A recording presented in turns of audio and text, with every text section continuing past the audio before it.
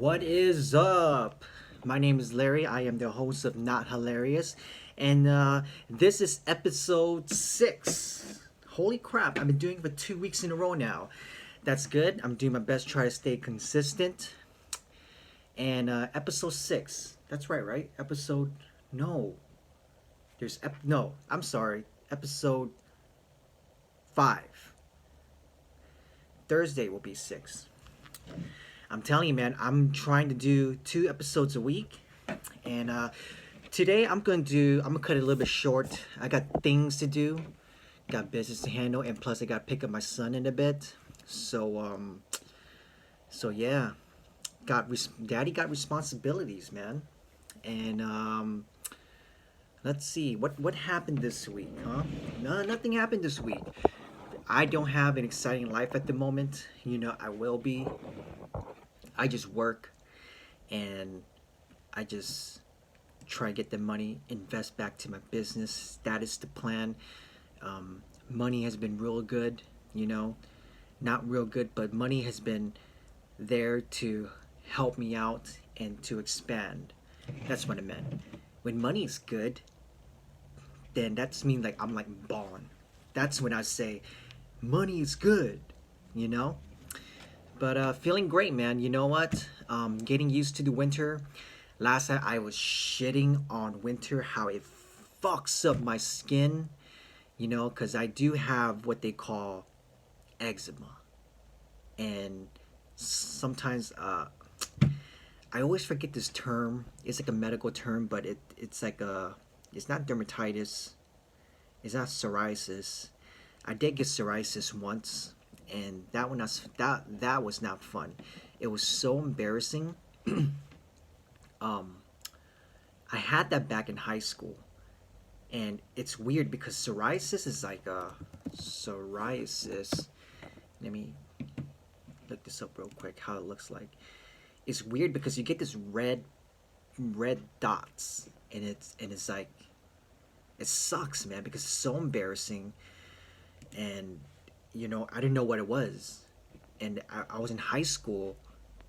We were going on a Catalina field trip, so we were there at Catalina for like a whole week, and then I had all these red bumps right on the side right here. It was so embarrassing. I didn't know what to do. I didn't want to go swimming. Man, it was over like 15 years ago, 14 years ago, to be exact, and I'm trying to remember as much as I can on this, but we were there and I just remember covering it. Like I couldn't wear it. I didn't want to wear a tank top. Man, it sucked. It sucked donkey balls, man, because it's like, I know like you shouldn't be. You should be. It just sucks because like it's like people would look at it and say, "What the fuck is that shit?" You know, and then they try to put you on a spot, and it's like, dude, one of my fucking cousin always put me on a spot for that. And every time I have like, because I always have like I always break out, not break out, but I will have cracks on my face and stuff like that. Now I'm not, because I take care of my skin and I drink a lot of water, and that's why I don't get a lot of cracks. But man, it could be worse though, man. People have it worse, and I just do my best, try to take care of myself. You know, this time like lately, I'm really good like showering, but not like scraping my skin to the part where it bleeds. And that's the hard part. The hard part is like try not to scratch when you have eczema. And what really helps me is breathing. Breathing really helps me a lot. So I always, when I feel like itching, or when you get eczema, your skin feels irritated, and then you want to scratch, but then you shouldn't scratch, but it's so irritated, and then I start getting anxiety, and I'm like, oh my god, what do I do? So what I do is I always take a deep breath, like that Wim Hof guy. You know who's Wim Hof? It's that guy that does the breathing technique, and he goes hiking in the Himalayas. He goes hiking in the Himalayas, not just hiking in the Himalayas. He goes hiking in the Himalayas almost half naked. How did you do that? And it's just so hard for me to believe. It's so crazy, but all he does is just breathing. He goes, and like he's like a he's from the Netherlands, so he has this Netherlands accent, and it's so funny. But he's a real good guy. But I learned a lot of breathing techniques through him. I learned through him through the Joe Rogan podcast, and gotta have water. But yeah, that helps me a lot. You know, just breathing and make sure you stay calm. You know, and sometimes when I used to have anxiety, you know, sometimes smoking weed helps out a little bit, but it really doesn't. It helps out to a degree. You know, it's not like, oh, you know, it, yeah, it doesn't work out for me. It might work out for other people, you know, but not for me though. Sometimes it does. You know, it just releases the stress, and I think what causes my eczema, part of it is just stress. You know, and just stress with bills and stuff like that, and all the adult stuff, and trying to get the financial freedom. You know, I think that's like my biggest. That will be like my biggest success is to have financial freedom and to have time freedom. And when people say stuff like, "Oh, money doesn't buy you happiness," those people are full of shit. To be honest, I don't think they understand. You know, money doesn't really buy you happiness directly, but it can buy you time. You know, if you don't have time to clean your house, why don't you just hire one? You know, and then so you do other stuff with your kid or do other things that means a lot to you, do things that you're passionate about. You know, when when people, so I think that's why like people like my mom or something, she'll get mad at me if I do get like a nanny or like a housekeeper. She'll be like, why don't you just clean yourself? Why are you being lazy? It's like, I'm not being lazy. You know, I work hard. I don't have time to do this. I want to spend time with you, and that's why I have someone else to clean up my house. But I don't think she'll get that, you know. So what was I getting? Oh yeah, money doesn't buy happiness. Yeah, money does can get you to happiness. Like the house cleaning, you know, it buys you time. If you have a kid, you can do a lot of things. Like you could pay people to do things for you if you're not passionate about like cleaning a house. Someone to do things for you. If you're a handyman, then go for it. You know, pay someone else to do other things for you. You know, pay someone else to lawn your mow so you can spend time with kids, take them out to go to a baseball game or something, basketball game, sports events. Spend time with people that means a lot to you, so you don't have to spend time doing things that like that will drag you. You know, things that can waste your time. Because at the end of the day, man, time is it's your most valuable asset. It's an asset. You know, supposedly you got about 84,000 seconds in a day. The question is, how do you use that? And it's crazy because now as I get older, you know, I start hanging out with just smart people, and I start seeing like, okay, a bum has like 84,000 seconds, just like Bill Gates, just like Elon Musk. But what does a bum do all day? He just sits around. But that's the bad example because you know he might be have mental illness and stuff like that. So I don't want to crack jokes about that kind of stuff. You know, that's fucked up, man. But you know, like a guy, let's just say this: a loser.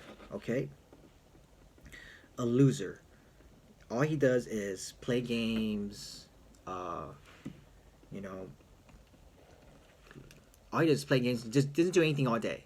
Okay, he spends most of his time not being productive. He's not creating anything. He just sits down and play games, and he's hoping to be like guys like Ninja or something, you know.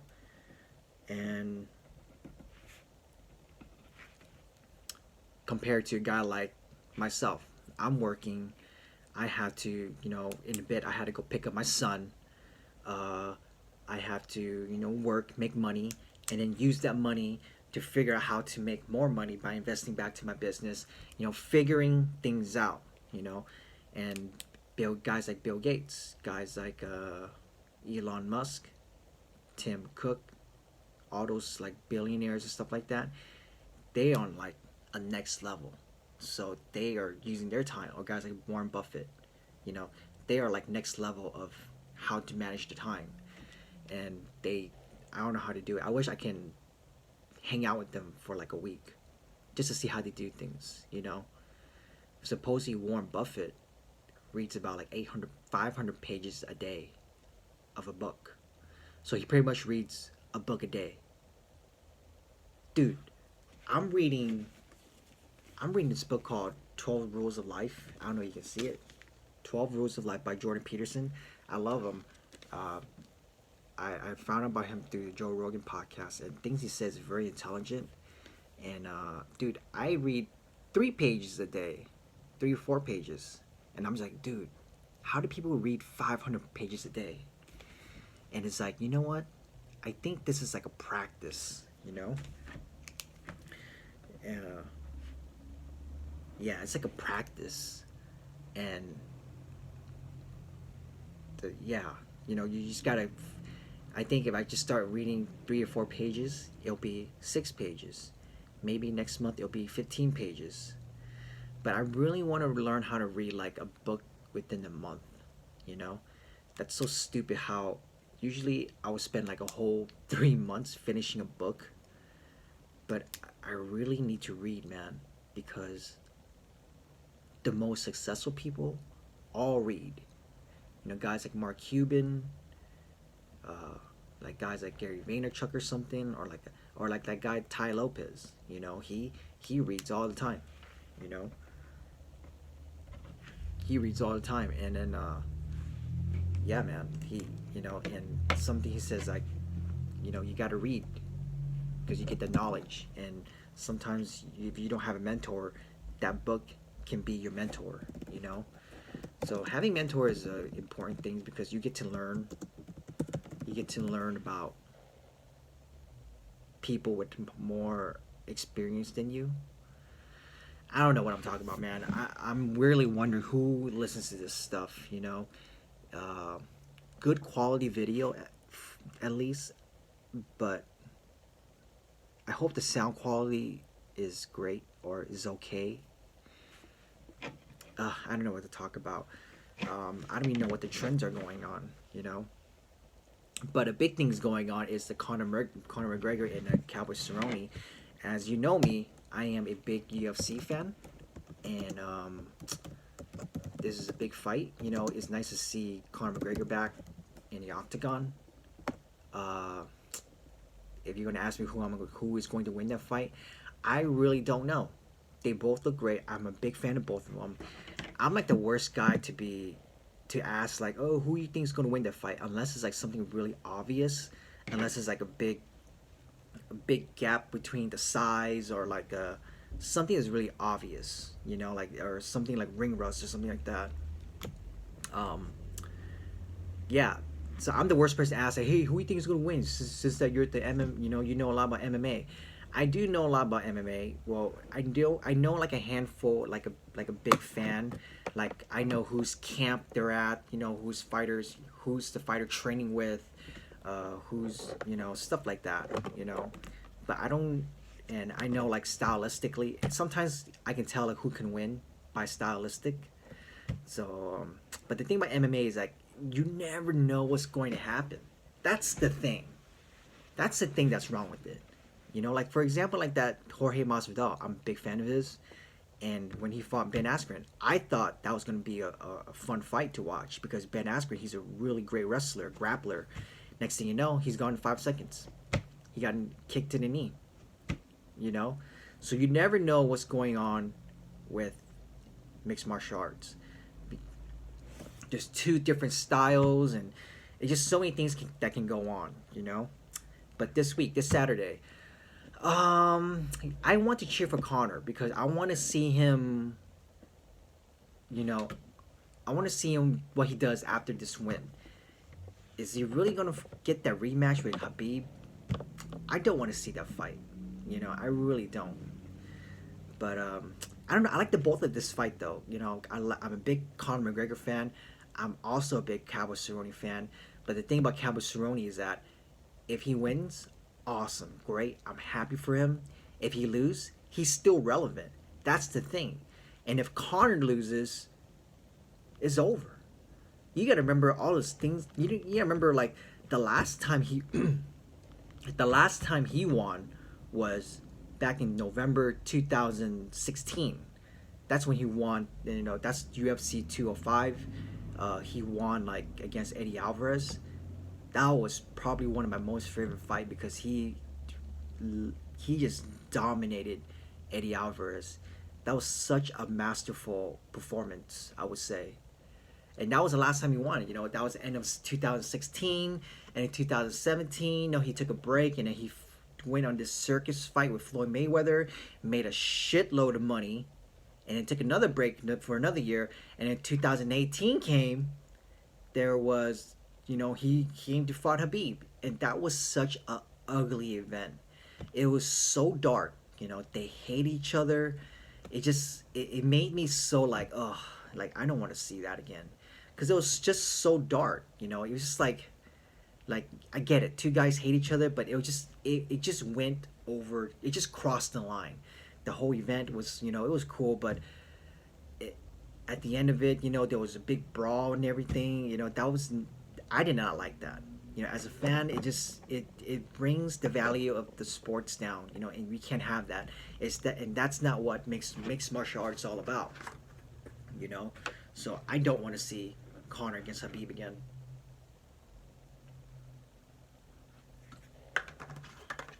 I don't know. Who knows? Maybe. Sorry, I was drinking water, but yeah, I want Conor to win. You know, because if Cowboy loses, you know, like I said again, he's still relevant. People still love him. He's a very, very lovable guy. He's been around for a very long time.